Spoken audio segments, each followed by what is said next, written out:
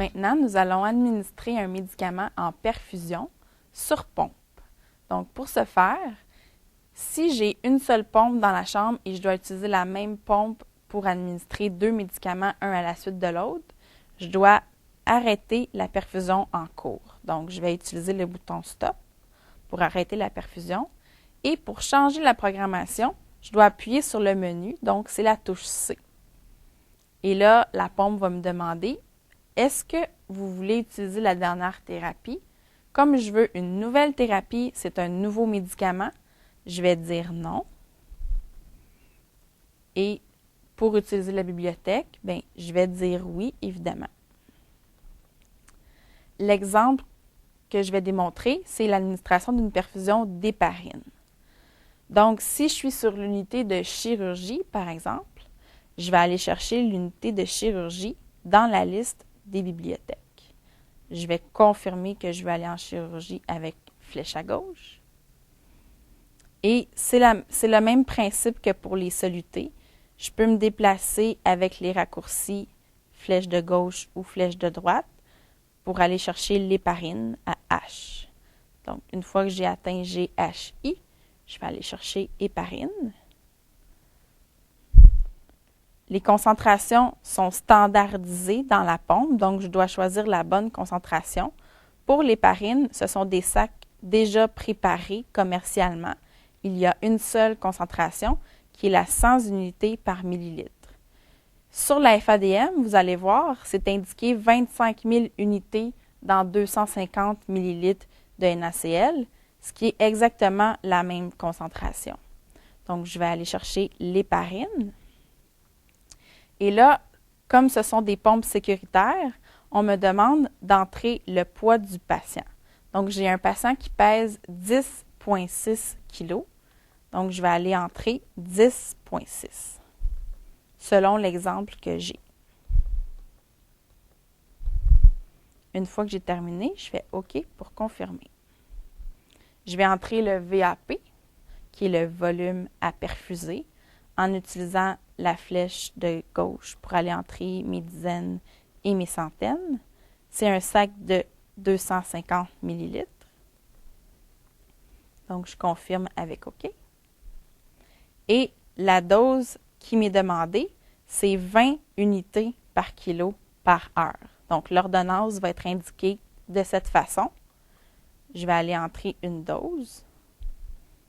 Donc, je vais aller mettre 20 unités par kilo par heure.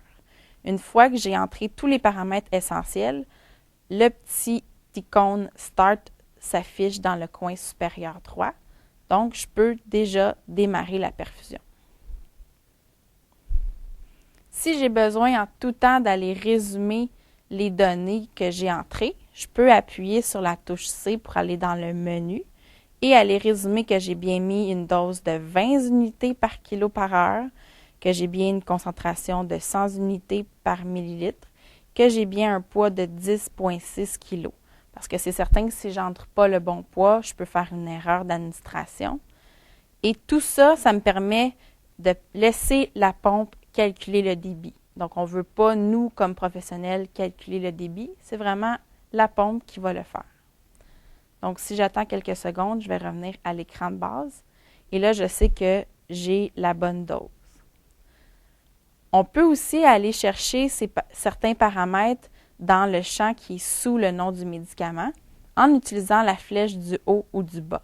Donc, si j'utilise la flèche du bas, je peux aller chercher le volume intermédiaire qui est maintenant le volume perfusé, qui a changé de nom finalement.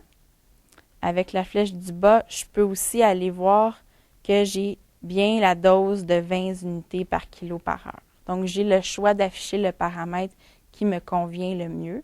Habituellement, sur les unités de soins régulières, on recherche le volume intermédiaire comme paramètre affiché. Il y a une chose qui a changé sur mon écran par rapport à l'administration d'un soluté. J'ai un symbole qui est à gauche du nom du médicament. C'est une barre horizontale avec une flèche qui vient s'appuyer en dessous de la barre horizontale. Ce que ça veut dire, c'est que la dose que j'administre présentement à mon patient, elle est à l'intérieur des limites permises pour le poids de ce patient-là. Si, par exemple, je voulais augmenter la dose à 45 unités par kilo par heure, bien là, je ne vais pas aller changer le débit, je dois aller augmenter directement la dose. Donc, je vais aller dans le menu, je vais aller chercher la dose. Et pour la modifier, je vais le sélectionner avec flèche de gauche.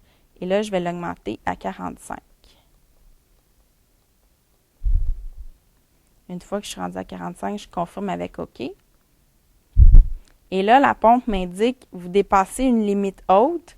La limite pour ce médicament-là est à 40 unités par kilo. Pour les fins de l'exercice, je vais dire oui. Une fois que c'est augmenté à 45, j'attends quelques instants pour revenir à l'écran de base. Une fois que je suis revenue à mon écran de base, j'ai mon nouveau débit qui correspond à ma nouvelle dose. Et je peux aussi voir que ma flèche s'est grossie. Elle est maintenant par-dessus la barre horizontale. Ce que ça veut dire, c'est que je suis au-dessus de la limite normale pour ce médicament-là.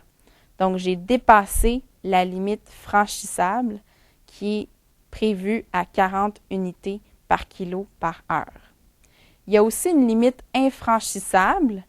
Donc, je vais essayer d'aller tester la pompe pour voir à quel niveau se situe la limite infranchissable. Je vais essayer d'augmenter la dose à 65 unités par kilo par heure. Donc, même chose, je dois aller modifier la dose via le menu. J'appuie sur C et je vais modifier la dose en sélectionnant ma dose. Puis, je vais monter jusqu'à 65. Et là, la pompe m'affiche un message de sécurité dose parce que les valeurs ont atteint la limite. Donc, ma limite non franchissable, elle est à 60. Le plus haut que je peux aller avec ce médicament-là, c'est 60 unités par kilo par heure. Donc, pour les fins de l'exercice, je vais dire oui. Tout ça, c'est pour indiquer que ce serait non sécuritaire d'administrer une dose plus élevée et que si, en pratique, vous obtenez cette alarme-là, bien, il faut se questionner, est-ce que j'ai bien programmé le bon poids pour mon patient? Et est-ce que mon ordonnance, c'est bien la bonne? Est-ce qu'il y a une intervention à faire auprès du médecin pour s'assurer que la prescription est correcte? Donc voilà pour l'administration d'une perfusion de médicaments en continu.